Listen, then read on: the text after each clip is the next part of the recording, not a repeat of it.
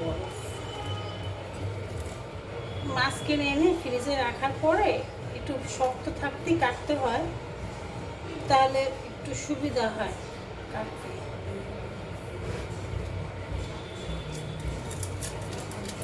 আসলে আমাদের জন্য মধ্যবিত্ত, আমরা তো মধ্যবিত্তই, আমাদের ইলিশ মাছ খাওয়া এখন একটা স্বপ্নের মতো হয়ে গেছে। এই মাছটা 1 কেজি 200 গ্রাম ঠিক মতো খেলে একদিনই হয়ে যায়। আমরা সদস্য কম বাসায়, আমরা মাত্র 3 জন সদস্য, হয়তো আমাদের 2 বেলা 2 দিন হবে, কিন্তু সে তুলনায় দামের সাথেই করলে আসলে আমাদের কাছে অনেক দাম হয়ে যায়। তারপরেও কিছু করার নাই, এই মাছটা 1800 টাকা নিচ্ছে। কিছু করার নাই, যেহেতু ইলিশ মাছ বছরে 1 বা 2 বার একটু খেতেই হয়, বাঙালি তো। আয়াস পুষ্পিতা ওকে নিয়ে যাও। 1 বার 2 বার একটু খেতেই হয় বাঙালি হিসাবে, ইলিশ মাছ না খেলেই হয় না। এই মাছটা এখন আমার কাটি আর কিংবা রান্না করি যখনই তখন মনে পড়ে আমাদের ছোটবেলার কথা। আমার বাবা এই মাছ 1992-93 কথা এরকম 1 কেজির একটা মাছ কিনে নিয়ে আসতো মাত্র 100 টাকা করে। আর এখন আমাদের সেই মাছ কিনতে হয়। এখন যেহেতু মাছ ধরা পড়ছে অনেক বাজারে মাছ আসতেছে দেখে 1800 টাকা কেজি, নয়তো 2200, 2500, 3000 টাকাও কেজি কিনতে হবে। এই টুকরাটা আমার বিড়ালে খাবে। আমার বিড়ালটার খুব পছন্দ এই মাছের টুকরাটা। এই টুকরাটা আমার বিড়ালকে দেব। আমি মাথাটা একটু আগে কাটি, কারণ হলো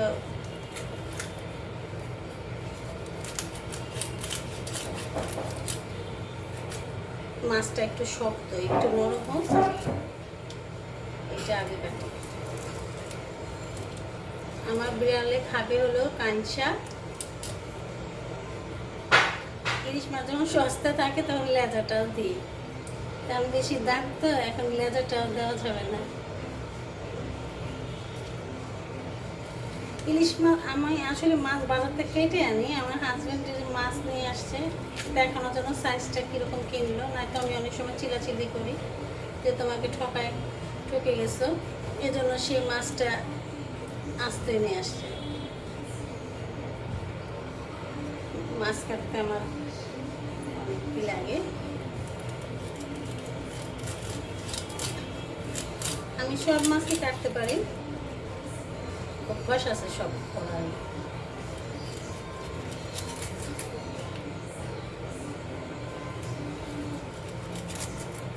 আমি এখন মাছ কাটলাম, মাছ রান্নাটা আপনাদের দেখাবো।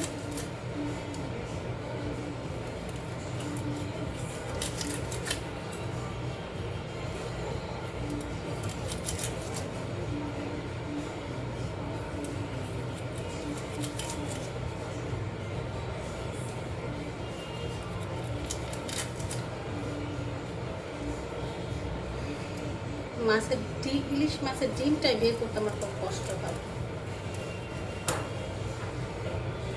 বাজারে কি সুন্দর মাছ যারা কাটে তারা কি সুন্দর ডিমটা বের করে ফেলে, আর আমরা বের করতে গেলে ভেঙে চুড়ে গলায় ফেলি।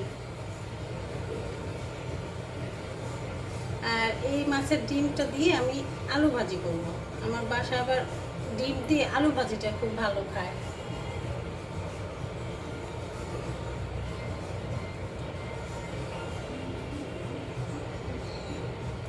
মাছ আলারা কি সুন্দর বাজারে মাছের ডিমটা এত সুন্দর করে বের করে ফেলে,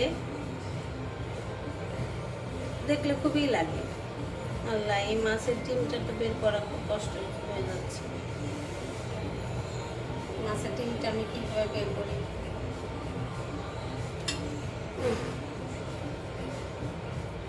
মাছটা তো গলেই যাচ্ছে মাছের ডিম বের করতে গিয়ে।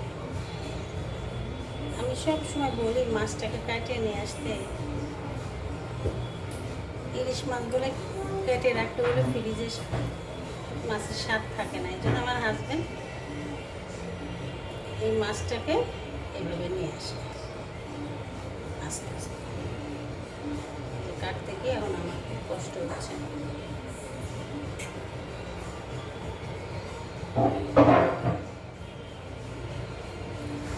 আমার মাও ভালো ইলিশ মাছ কাটতে পারে, এত সুন্দর করে কাটে, ডিমটাকে একদম আলগা করে বের করে নিয়ে আসে।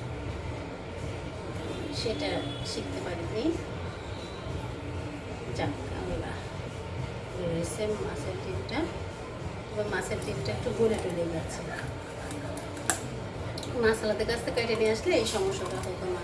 ডিমটা আস্তে করে এত সুন্দর করে বের করে নিয়ে আসে, প্যাকেট করে একদম আস্তে থাকবে। আচ্ছা, আমার মাছ কাটা হয়ে গেছে, যে হাতে সব ডিম লেগে গেছে। মাছ কাটা হয়ে গেছে, আমি রান্নাটা করব, করে আপনাদের পরিপূর্ণ ভিডিওটা দিয়ে দেব। আর ভাই ও বোনেদের কাছে একটাই অনুরোধ, আমার ভিডিওটা দেখবেন এবং লাইক কমেন্ট করবেন। আমার ফেসবুকে রিচ কমে যাচ্ছে। ঠিক আছে, ভালো থাকবেন। আসসালামু আলাইকুম। মাছ কাটা দেখালাম, মাছ কিনে আনা দেখালাম, এখন দেখাচ্ছি আপু এবং ভাইদের ইলিশ মাছের কারিটা। দো পেঁয়াজা করলাম, অলরেডি আমার রান্না শেষ। এখানে আমি পেঁয়াজ দিয়েছি। আর ইলিশ মাছে বেশি মশলা দেওয়া ঠিক না, তাহলে গন্ধটা নষ্ট হয়ে যায় ইলিশের। একদম কম মশলা দিয়ে আমি এই যে দো পেঁয়াজা করলাম। এখন আমার রান্না প্রায় শেষ পর্যায়ে, আমি এখন ঢেকে অফ করে দেবো চুলা। আমার রান্না রেডি।